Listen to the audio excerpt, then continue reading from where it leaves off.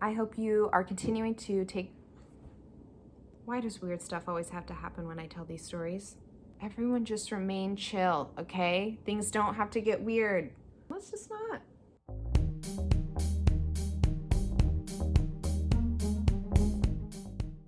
Meow and hello! Welcome to the first installment in my Ghost Stories storytelling series. I do plan to make this series a permanent fixture on this channel, so be sure to subscribe if you haven't already so you don't miss a single retelling of one of the events from my very haunted life.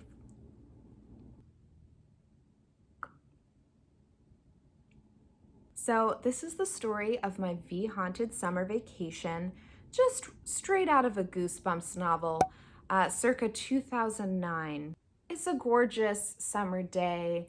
I'm home alone. I spent pretty much all of that summer home alone. Didn't have a lot going on unless I was at my mothership, aka Target. And for context, my bedroom was at the other side of the house from all the other bedrooms next to the garage. So between me and everyone else's bedrooms, there is the kitchen and the living room and the dining room. Like all that sits between me and everyone else's bedroom. So I'm sort of unto myself. So I just finished learning, probably Hey Stephen by Taylor Swift on the guitar. Very 2009. I hear from the kitchen, which is down a very short hallway from my bedroom, the sound of footsteps start in the kitchen, walk down the hallway to my bedroom, stop outside my bedroom door, and pace back and forth outside my bedroom door.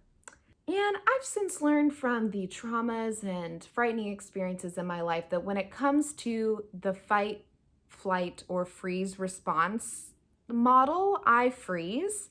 So I froze and just listened to these footsteps pace back and forth outside my door. My whole body just felt clammy instantly. Chill went up my spine. I just couldn't move. I was so scared. And I knew right away that it wasn't someone of this earthly plane, but I still had this impulse to want to lock my door, but I didn't have a lock on my door. So when I finally was able to muster up the courage, I bolted to my bathroom, which does have a lock on it, and just hung out in there and just listened to music and tried to drown out the sound of the footsteps.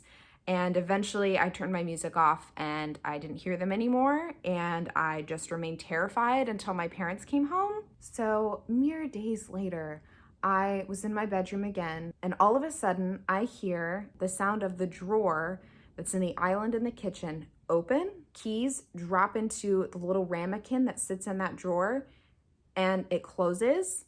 And I hear footsteps that sound exactly like my dad when he's wearing his work boots and going to work, leave the kitchen, walk down the hallway, stop outside my door, and pace. And for context, every day when my dad gets home from work, that's the first thing he does. He goes into the kitchen, he opens that drawer in the island, he puts his keys and his wallet in the drawer, and he closes it. So now this thing, whatever it is mimicking my dad and the sounds that he makes when he comes home from work. Proper escalation. And then a few days later, I heard a new set of footsteps. I hear hurried movements coming from the living room and the kitchen that sounded exactly like my mom getting ready to leave for work. So papers being gathered, bags being gathered, just moving around in the kitchen, and then very hurried footsteps from the kitchen down the hallway to my bedroom. And they stop again at my bedroom. And this time they don't pace, they just stop. And I knew whatever it was just standing outside my door. Now what I'm dealing with, I realize, is something that is smart enough, intelligent enough to mimic the sounds that my parents make when they go to work or come home from work. And what's so unsettling about that is that in order for something to mimic the sounds that they make when they're going to work or coming home from work, is that it would have to be there all the time, right? Listening, watching. About a week after that, I have a new experience. So I was in the shower from the back of the house where my parents' bedroom is. I hear my dad yell so loud, my nickname, which is Bug. He just yells, "Bug!" really loud from the back of the house. And the second I heard that, again, so scary to hear him yelling my name like that. It sounded like, how your parent would yell if there was something wrong and they needed you to like get to them right away. But I knew, although it sounded exactly like my dad, I knew it wasn't my dad. I knew it was whatever this thing was that had been pacing outside my door and scaring me for weeks. Now it's mimicking my dad's voice. So I just turned off the shower, got out of the shower, and just stood there in my bathroom, just terrified, just waiting to hear some other noises. And I didn't. I just knew that it was going to continue to escalate. And it did. So not long after that, I was coming back from Target, again, my mothership. I was really at this point trying to not be home during the day. I park my car in the driveway and get out, and I'm halfway between my car and the front door of the house. And I hear the sound of our entertainment center, huge piece of furniture, come crashing to the ground. Glass breaking, things breaking, stuff shattering, so loud. I jumped back. I immediately bolted back to my car, got in the car, and called my dad because that was my first instinct to be like, what do I do? And so he said, if you think there's a chance that there's someone in the house, you should call the police. And I really did not want to do that. But there was part of me that was like, what if there is someone in the house? And what if I work up the courage and go in there and tell myself it's just whatever's haunting our house? And it is actually a person and something terrible happens. So I just felt like I had to eliminate that possibility. And so I did call the police, and 2 officers came to my home and they walked through the entire house, and they came out and they said, we don't see anything out of place. We looked through every closet. We looked in every shower, anywhere someone could hide. We didn't see anything. They said, but we don't live here. So if something was out of place, you would know better than we would. Would you mind to walk through and let us know if you see anything out of place, anything that's concerning to you? And I did that. And the second I walked into the house and started that sweep of looking through everything, I just felt whatever this was. I mean, I couldn't hear laughing, but I could hear laughing. Do you know what I mean? Like, I just sensed that this thing was like, gotcha. And it knew that it had this like upper hand, and that it scared me so much that I felt like I had to call the police, doing this thing that I do not like to do. Again, I feel like it knew that, and knew that I was gonna look really foolish and ridiculous. And I looked all through the house and I said, I'm very sorry that I called you.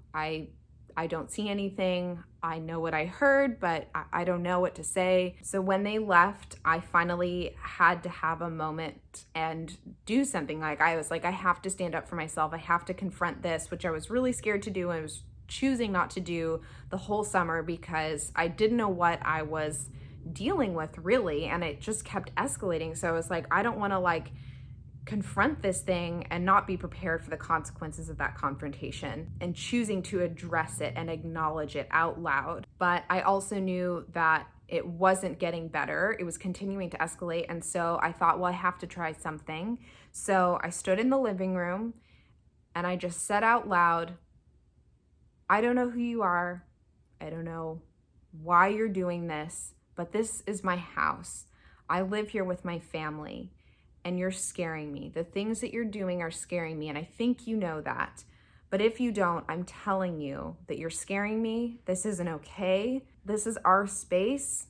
Like, you can't keep doing these things. You can't stay here. Please leave. Please stop what you're doing. After I did that, I didn't hear footsteps anymore. The activity definitely decreased. So things did get better. I hadn't experienced anything else to that point, and no one else had lived in that house before us. So it was a new home. No one else had lived there. And that is one of my many ghost stories. Thank you so much for watching. If you liked this video and would like to hear more of these stories, give this video a thumbs up and let me know. If you have your own ghost story to share or paranormal experience to share, feel free to do that in the comments below. And follow me over on Instagram at Caitlin Does It All. I will sometimes post Instagram exclusive stories over there as paranormal experiences happen in my life. So if you like these kind of stories and want to hear and see more of that, be sure to follow me over there on Instagram. I hope you continue to take care of yourself, and find some comfort and coziness this autumn. And I will see you in my next video. Bye-bye. Okay, so I am reclaiming my space. This is my space. This is my bubble. Please exit the bubble if you have come into the bubble.